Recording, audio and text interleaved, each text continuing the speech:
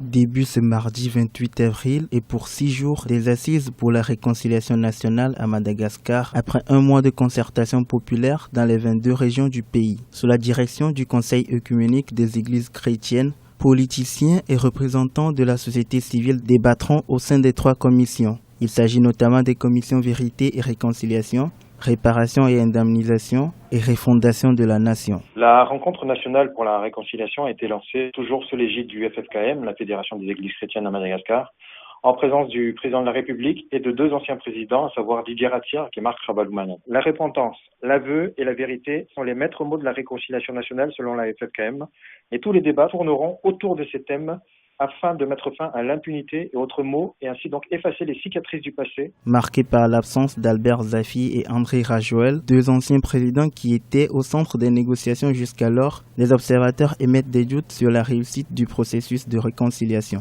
La résolution des différentes dissensions politiques depuis l'accès à l'indépendance n'ont eu pour effet que d'entraîner les pays vers un marasme socio-économique sans pareil. Et cette initiative, même si peu comprise par une partie de la population qui n'y voit que des débats stériles et voire une perte de temps et d'argent, est censée permettre la mise en place de réelles bases solides axées sur le respect de la démocratie, des lois, des libertés et l'application de la bonne gouvernance. Une liste de résolutions sera présentée à la fin de ces assises sous forme de propositions de loi, avec en toile de fond favoriser le vivre ensemble dans la grande île.